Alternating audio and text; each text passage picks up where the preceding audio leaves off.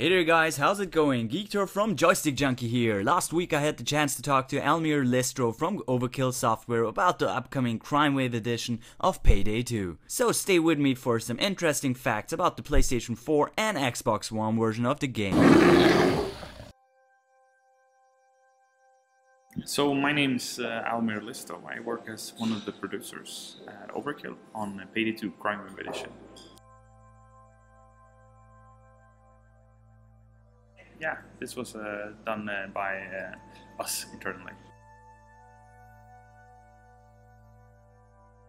I think the biggest incentive, or one of the biggest incentives for those who have played it on the last generation and to make the jump to the new generation of consoles, is the complete difference, in gameplay that you'll experience when you play the game.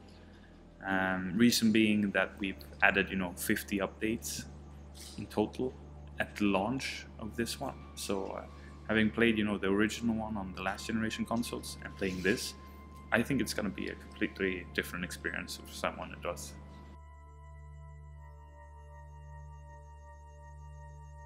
It's a good question, right? Because I think we're doing something that hasn't been done before. This isn't just your average single player game that is being ported over with better resolution.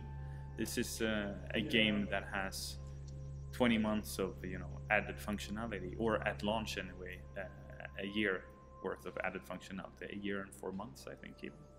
So everything from gameplay fixes to new systems to additional skill trees to more characters, more heists.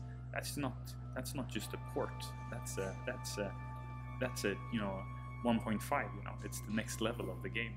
So it's a much more refined experience, and then you have the 30 FPS, you have the 180 resolution. I think everything coming together, it's a great experience and something you definitely should try.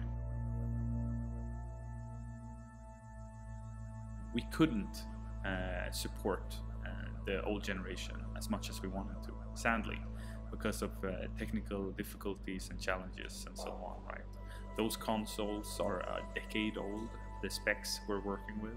With the new generation, thankfully, it's they have had our type of game more in mind. Basically, a product, a game as service, more or less, where we, as I said, we update our game usually 2-3 times a month.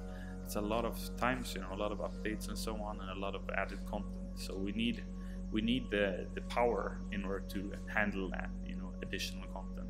And thankfully, the PlayStation 4 and Xbox One both managed to do that. Maybe at some point, but at launch, we've decided to focus on the hardcore FPS experience. And when I personally play a first-person shooter, hardcore style, on a advanced difficulty, I don't want to be bothered, by gyro sensitivity or something like that. Not saying that it's not a bad idea, maybe it's perfect for Payday, but we'd rather, go live with the hardcore experience, get everyone's feedback from the community, and if they want something, we'll definitely look into adding it. That's a good question, and naturally a question I can't give you the answer to, because just like we've done before, we love trolling our community in a fun way. We love keeping stuff as secret as possible until we have to say it, and that's exactly how we announced the driving feature in Payday. At a later update, you're going to get the opportunity to drive cars in Payday 2 Crimewave Edition. And when we released that the first time for a PC not too long ago, we managed to avoid telling anyone in the community until they actually sat in the car and pressed the gas pedal. So that's the kind of experience we want to give the players, and that's why I'm reluctant to share any information with you right now.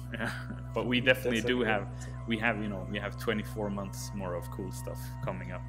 Everything from live action movies to tie-ins, with other cool projects and so on and so forth. It's going to be a crazy ride.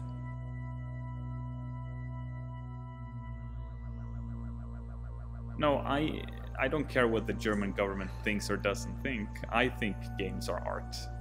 If they somehow want to impose stuff on you, I hope you fight the power then, because games are art. Payday 2 is art. Payday 2 is a crime fantasy where you get together with your friends, get to experience how it is to actually rob a bank without having to go to jail for it in real life, right? So that's exactly what Payday 2 is about. It's about being one of the villains, being a criminal, not caring about anyone or caring about civilians. You can play the game any way you like. You can be the kind-hearted, you know, villain who doesn't kill anyone and just runs off with the loot, or you can be, you know, the sociopath who goes and shoots up everything and still, you know, wins the day. And that's exactly, you know, that is my definition of art, because it's a great experience, yeah, and especially something that you can enjoy with your friends. That's why we at Overkill and Stormbreeze love the co-op type of gameplay, because the co-op gameplay really makes you as a player enjoy each other's company in a completely different way than you would in a versus game or anything like that. When me and you are playing together and you fall down, as I said before, you know, in my example, I can either choose to continue running without you, or I can choose to get back there, risk my life too, and save you, and we can both make it. And that will create a great story for us to share later, you know. Like, fuck me, that was so good when you saved me back there. I mean, yeah, I know I'm good, you know, stuff like that. That's the best type of gameplay, I think. So that's why we continue supporting Payday 2. That's why we continue making games, you know, that focus on players' interaction with each other on a very personal level.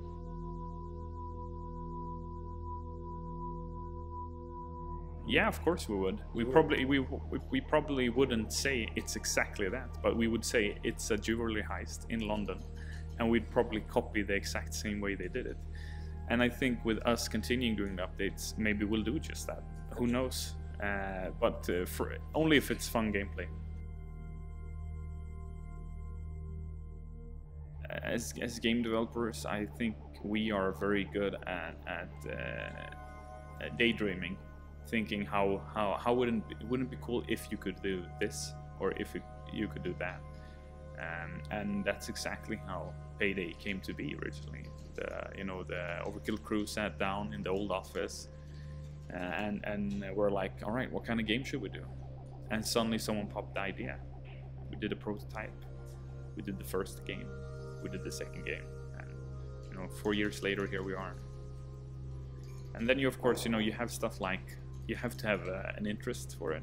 So obviously all of us enjoy, you know, cop dramas, any kind of crime fantasy like, you know, The Godfather, Heat, anything like this, you know, both when it comes to movies, books, other games, and so on.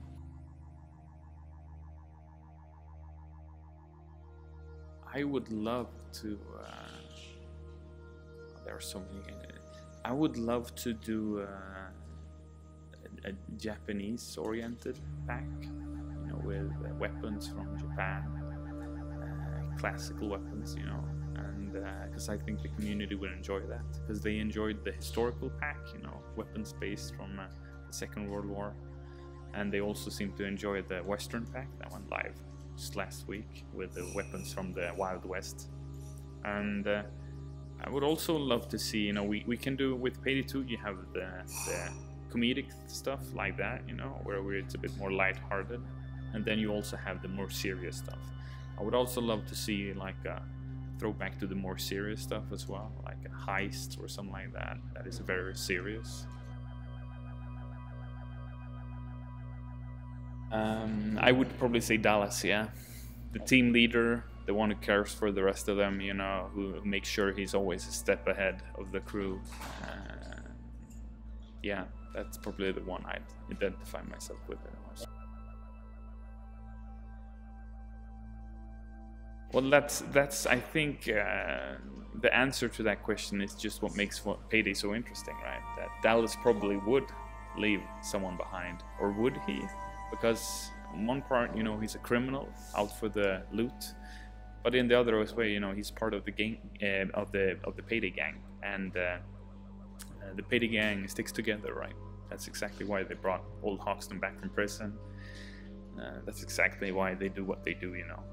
But the cool thing again with Payday is that it's really up to you to decide what you do in a heist. You can be that Dallas who saves your friend, or you can be the Dallas who leaves him behind.